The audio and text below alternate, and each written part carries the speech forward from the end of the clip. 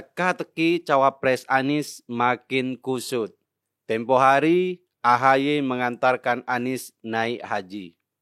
Banyak asumsi, nama AHY makin menguat jadi cawapresnya Anies.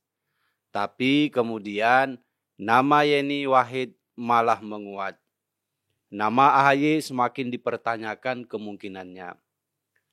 Padahal kedatangan AHY ke bandara itu dalam rangka menguatkan persepsi publik bahwa namanya yang paling berpotensi digait Anies.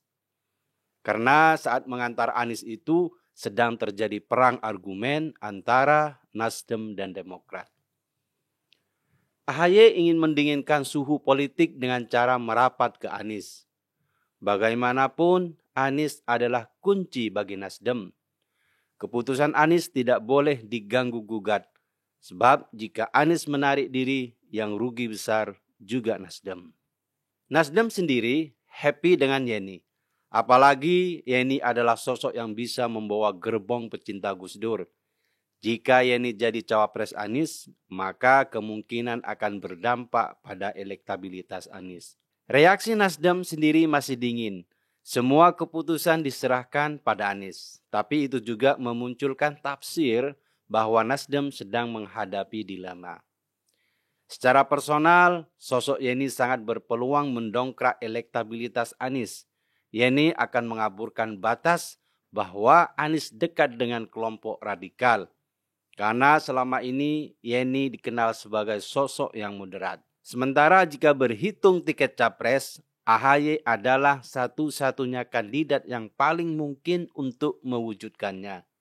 Jika sampai AHY disingkirkan, maka besar kemungkinan Demokrat akan berbalik arah.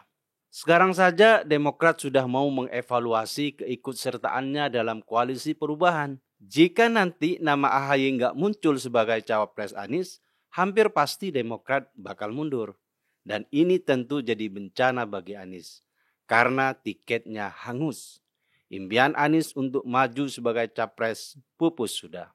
Hari ini negosiasi alot antara nama AHY dan bakal cawapres lain terus terjadi. Jika Anies tidak menimbang hati-hati, dia bakal rugi.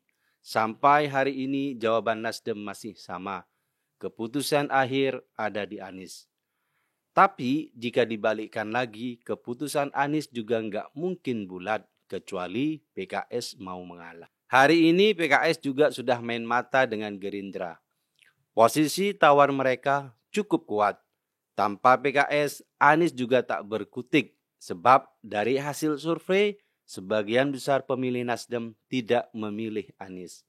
Itu artinya Anies sangat bergantung pada pemilih PKS. Jika sampai PKS dikecewakan dan patah arang, maka koalisi pasti berantakan. Peluang AHY untuk merapat ke bakal capres lain relatif kecil. Ganjar sudah punya banyak calon, bobotnya jauh lebih besar dari AHY. Mereka juga membawa gerbong partai. Sementara di sisi Prabowo juga sudah ada nama-nama beken. Meski bukan kader partai, mereka juga membawa gerbong partai. Maka jika nama-nama mereka itu diadu dengan AHY, jelas AHY kalah pamor karena mereka juga bawa gerbong partai. Mungkin Anies juga lagi pusing. Tubuhnya ada di Arab Saudi, tapi bisa jadi pikirannya kusut mempertimbangkan nama-nama yang masuk bursa bakal cawapresnya. Mau nunjuk Yeni, takut Demokrat sakit hati. Mau milih AHY, tapi elektabilitas Anies lagi jeblok.